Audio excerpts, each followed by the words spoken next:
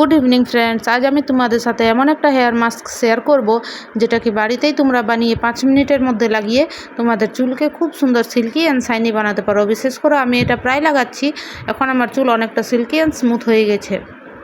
তো এটা আমি বাড়িতে লাগিয়েছি, তারপরে তোমাদের সাথে এটা নেক্সট টাইম আমি ভিডিওটা শেয়ার করছি। তো দেখো এখানে যেটা লাগছে সেটা হচ্ছে অ্যালোভেরা। তো আমার বাড়িতে যেহেতু অনেকটা অ্যালোভেরা গাছ রয়েছে, তাই আমি এখানে পিওর অ্যালোভেরা নিয়েছি। তোমাদের বাড়িতে যদি অ্যালোভেরার গাছ নাই, তাহলে তোমরা মার্কেট থেকে যে অ্যালোভেরা জেলটা পাওয়া যায় সেটাও তোমরা নিতে পারো। তো এখানে আমি দেখো অ্যালোভেরাটাকে ভালো করে ছুলে নিচ্ছি। তো ভালো করে অ্যালোভেরার উপরে যেটা এটা থাকে চামড়াটা, সেটা আমাকে ভালো করে ছুলে, আর এর ভিতরে যেটা জেল থাকে সেই জেলটা আমাকে বের করে নিতে হবে। তো একটু প্রবলেম হচ্ছে, বিকজ না অ্যালোভেরাটা অনেক পেলে তোমরা তো জানোই। তো আমাকে ছাড়াতে একটু প্রবলেম হয়েছিল। তো দেখো ফাইনালি আমার অ্যালোভেরা পুরো ছাড়া হয়ে গেছে। তো দেখো অ্যালোভেরার জেলটাকে আমি ভালো করে ছাড়িয়ে নিলাম। এই যে দেখো জেলটা আমার বেরিয়ে গেল।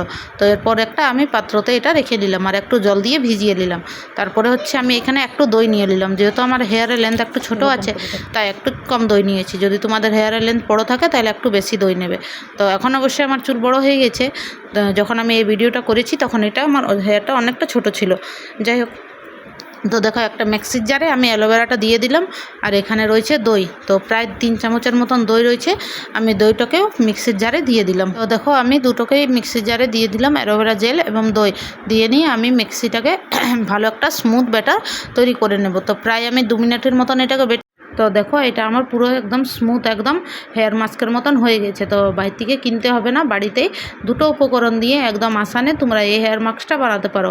আর যেহেতু বাড়ির কোনো কেমিক্যাল নেই, কিছু নেই, তো এটা অনেক উপকারী। তো দেখো আমার হেয়ার মাস্কে আমি এবার 2 চামচ কোকোনাট অয়েল দিয়ে দিচ্ছি। তো তোমরা যে অয়েল ইউজ করো সেটাই দিতে পারো। আমি এখানে কোকোনাট অয়েল ইউজ করি আমার হেয়ারে, তো আমি এখানে কোকোনাট অয়েলই দিচ্ছি।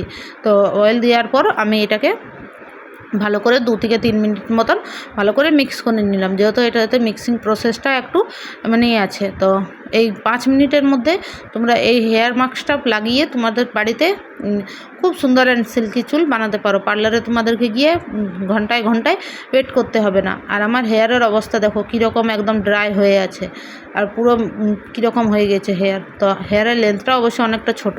তো এরপর আমি কি করছি, যে কেউ তো আমার ভিডিও করার ছিল না, তাই আমি একা একা ভিডিও করছি এবং একা একা আমি এটা হেয়ারে অ্যাপ্লাই করছি। তো দেখো আমি পাট করে পুরোটা হেয়ারে অ্যাপ্লাই করে নিলাম। আর এটা আমি এখন প্রায় 3 থেকে 4 মাস আমার এই ভিডিও করা হলো। 3 থেকে 4 মাস আমি সপ্তাহে 2 বার করে লাগাচ্ছি। তো এখন আমার বিশ্বাস করো চুল খুব ভালো হয়ে গেছে।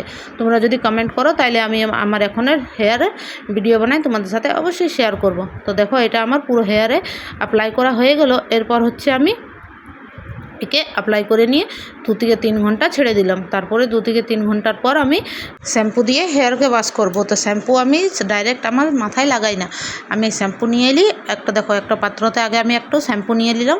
যে শ্যাম্পু ইউজ করি সে শ্যাম্পু নিয়ে নিলাম। তো এখানে আমি ট্রেসেমের শ্যাম্পু ইউজ করছি। তো দেখো আমি এখানে একটু পরিমাণে শ্যাম্পু নিয়ে নিলাম, আর নিয়ে নিলাম হচ্ছে একটু সামান্য জল।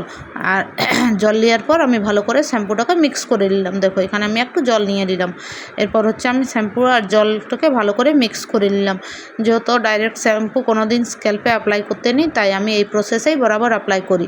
তো দেখো এখানে আমার শ্যাম্পুটা ভালো করে মিক্স করা হয়ে গেছে। এরপর আমি হেয়ার ওয়াশ করতে চললাম। দেখো হেয়ার ওয়াশ করার পর আমার চুলটা কীরকম হলো, কত সুন্দর সিল্কি অ্যান্ড স্মুথ হয়ে গেছে না, কালারটাও পুরো চেঞ্জ হয়ে গেছে, ব্ল্যাক হয়ে গেছে হেয়ার। তো আমার এই ভিডিও যদি তোমাদের ভালো লেগে থাকে তাহলে অবশ্যই একটা লাইক করে দিবে আর কমেন্ট করে জানাবে।